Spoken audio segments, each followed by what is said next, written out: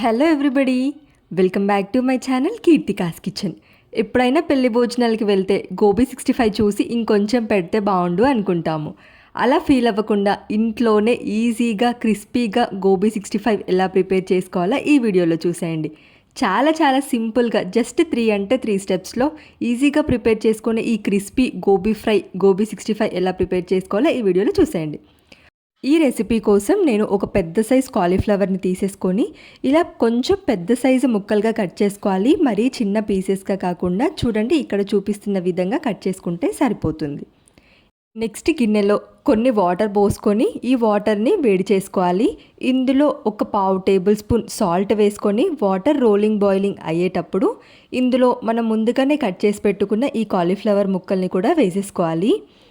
ఇలా కాలీఫ్లవర్ వేసుకున్న తర్వాత మరీ ఎక్కువగా ఉడికించే అవసరం లేదండి. జస్ట్ ఒక 2 నుంచి 3 నిమిషాల పాటు ఉడికించుకోవడం వల్ల కాలీఫ్లవర్లో ఏమైనా డస్ట్ పార్టికల్స్ ఉన్నా, పురుగు గట్ల ఏమైనా ఉన్నా కానీ అవి పోతాయన్నమాట. ఇలా 2 నిమిషాలు ఉడికించుకున్న కాలీఫ్లవర్లో నుండి వాటర్ పూర్తిగా స్ట్రెయిన్ చేసేసి వేరే ఒక బౌల్లోకి ట్రాన్స్ఫర్ చేసుకోవాలి. వాటర్ అస్సలు ఉండకుండా స్ట్రెయిన్ చేసుకుంటే సరిపోతుంది. ఇక ఇప్పుడు కాలీఫ్లవర్లోకి కోటింగ్ ప్రిపేర్ చేద్దాము. నెక్స్ట్ ఇప్పుడు కొంచెం పెద్ద సైజ్ బౌల్ తీసుకొని ఇందులో ఒక 3 టేబుల్ స్పూన్లు బియ్యం పిండి తీసుకోవాలి. నెక్స్ట్ సెకండ్ ఇంగ్రీడియంట్ వచ్చేసి కార్న్ఫ్లవర్, 4 టేబుల్ స్పూన్లు కార్న్ఫ్లవర్ తీసుకోవాలి. మీ దగ్గర కనుక కార్న్ఫ్లవర్ లేకపోతే మైదా అయినా యూస్ చేయొచ్చు. ఈ రెండిట్లో ఏదైనా పర్వాలేదు. ఇలా 4 టేబుల్ స్పూన్లు కార్న్ఫ్లవర్ వేసుకున్న తర్వాత ఇప్పుడు కారం, ఇందులో 1.5 టేబుల్ స్పూన్లు కారం వేసుకోవాలి. నెక్స్ట్ ఒక 1/2 టేబుల్ స్పూన్ సాల్ట్ వేసుకుంటే సరిపోతుంది. ఎందుకంటే ఆల్రెడీ కాలీఫ్లవర్ ఉడికించేటప్పుడు చిటికెడు సాల్ట్ వేసాము. అలాగే కాలీఫ్లవర్ కాడల్లో సాల్ట్ ఉంటుంది కాబట్టి సాల్ట్ 1/2 టేబుల్ స్పూన్ వేసుకుంటే సరిపోతుంది. ఇందులోనే ఒక 1/2 టేబుల్ స్పూన్ పసుపు, అలాగే 1/2 టేబుల్ స్పూన్ జీలకర్ర పొడి, ఇంకా 1/2 table spoon garam masala powder వేసుకున్న తర్వాత ఇందులో 1/2 టేబుల్ స్పూన్ ఫ్రెష్గా దంచుకున్న అల్లం వెల్లుల్లి పేస్ట్ వేసుకొని నెక్స్ట్ ఇందులో చిటికెడు రెడ్ ఫుడ్ కలర్, నేను ఇక్కడ మంచి కలర్ టెక్స్చర్ కోసం క్యాటరింగ్ స్టైల్లో చేసే విధంగా చిటికెడు రెడ్ ఫుడ్ కలర్ వేశాను. అది కంప్లీట్లీ ఆప్షనల్, ఉంటేనే వేసుకోండి. ఇక ఈ పిండి పూర్తిగా కలిసే విధంగా అన్నీ ఒకసారి బాగా మిక్స్ చేసుకొని తగినన్ని వాటర్ పోసుకొని ఈ పిండిని కలుపుకోవాలి. వాటర్ ఒకేసారి కాకుండా కొంచెం కొంచెంగా వాటర్ పోసుకొని మిక్స్ చేసుకోవాలి. ఈ పిండి మరీ లూజ్గా ఉండకుండా ఇలా కొంచెం చిక్కగానే ఉండాలి. ఇలా అయితేనే కాలీఫ్లవర్కి కరెక్ట్గా పడుతుంది. ఇలా మిక్స్ చేసుకున్న తర్వాత మనం ముందుగానే ఉడికించుకున్న కాలీఫ్లవర్ పీసెస్ కూడా ఈ పిండిలో వేసేసుకోవాలి. ఇక ఇప్పుడు ఈ పిండి కాలీఫ్లవర్కి అంటే విధంగా బాగా మిక్స్ చేసుకోవాలి. మరీ గట్టిగా కాకుండా సాఫ్ట్గా మిక్స్ చేసుకోండి, లేదంటే కాలీఫ్లవర్ పీసెస్ చిదరైపోతాయి. అలా అవ్వకుండా ఈ పిండి కాలీఫ్లవర్కి పూర్తిగా కలిసే విధంగా ఇలా మిక్స్ చేసుకోవాలి.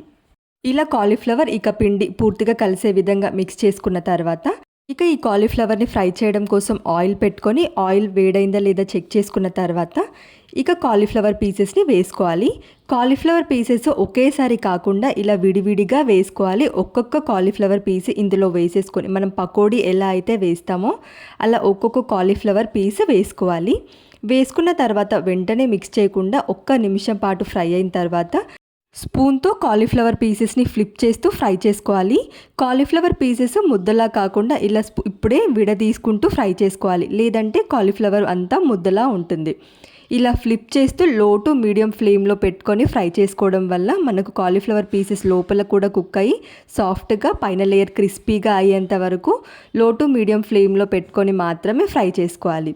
ఇక ఇలా ఫ్రై చేసుకున్న కాలీఫ్లవర్ పీసెస్ని వేరే ఒక బౌల్లోకి ట్రాన్స్ఫర్ చేసుకోవాలి. ఇలా కాలీఫ్లవర్ పీసెస్ ఫ్రై చేసుకున్న పీసెస్ని వేరే ఒక బౌల్లోకి ట్రాన్స్ఫర్ చేసిన తర్వాత సేమ్ ప్రాసెస్లో మిగతా కాలీఫ్లవర్ పీసెస్ని కూడా లో టు మీడియం ఫ్లేమ్లో పెట్టుకొని ఫ్రై చేసుకోవాలి. లేదంటే హై ఫ్లేమ్లో పెట్టేస్తే మీకు పైన లేయర్ క్రిస్పీగా ఉంటుంది, లోపల మాత్రం కాలీఫ్లవర్ కుక్ అవ్వకుండా ఉంటుంది. సో లో టు మీడియం ఫ్లేమ్లో పెట్టుకొని కలుపుతూ కాలీఫ్లవర్ క్రిస్పీగా అయ్యేంత వరకు ఫ్రై చేసుకొని ఇలా ఫ్రై చేసుకున్న కాలీఫ్లవర్ని వేరే ఒక బౌల్లోకి ట్రాన్స్ఫర్ చేసేసుకోవాలి. ఇప్పుడు ఒక 10 నుంచి 12 జీడిపప్పుని మనం ముందుగానే కలిపి పెట్టుకున్న పిండిలో వేసేసుకోవాలి. అదేవిధంగా 4-5 పచ్చిమిర్చి పొడుగ్గా కట్ చేసుకొని మనం ముందుగా కలిపి పెట్టుకున్న ఈ పిండిలో వేసేసుకొని మిక్స్ చేసుకోవాలి. ఇలా పిండి కలిపి వేయడం వల్ల మనం పచ్చిమిర్చి తిన్నా కూడా చాలా టేస్టీగా ఉంటుంది. ఇక ఇలా కలుపుకున్న పచ్చిమిర్చి అదేవిధంగా జీడిపప్పు కూడా ఆయిల్లో వేసి ఫ్రై చేసుకోవాలి. ఈ పచ్చిమిర్చి ఫ్రై చేసేటప్పుడు కాస్త జాగ్రత్తగా ఫ్రై చేయండి. ఇక ఇలా ఫ్రై చేసుకున్న జీడిపప్పు అదేవిధంగా పచ్చిమిర్చిని కూడా మనం ముందుగానే ఫ్రై చేసుకున్న కాలీఫ్లవర్ 65లో వేసేసుకోవాలి. అదేవిధంగా గుప్పెడు కరివేపాకుని కూడా ఆయిల్లో క్రిస్పీగా అయ్యేంత వరకు ఫ్రై చేసేసుకోవాలి. ఇలా క్రిస్పీగా అయిన తర్వాత ఈ కరివేపాకుని కూడా మనం ముందుగానే ఫ్రై చేసి పెట్టుకున్న గోబీ 65లో వేసేసుకొని ఇక ఇవన్నీ మిక్స్ చేసేసుకుంటే ఎంతో టేస్టీగా క్రిస్పీగా ఉండే గోబీ 65 రెడీ అయిపోతుంది. ఈ రెసిపీ క్యాటరింగ్ స్టైల్ వాళ్ళ దగ్గర అడిగి మరీ నేర్చుకొని చేసిన రెసిపీ నాకు పర్ఫెక్ట్గా వచ్చింది. మీరు ట్రై చేయండి. పప్పుకి సాంబార్కి సైడ్ డిష్గా కూడా చాలా టేస్టీగా ఉండే ఈ గోబీ 65 మీరు ట్రై చేసి ఎలా వచ్చిందో కామెంట్ సెక్షన్లో చెప్పండి.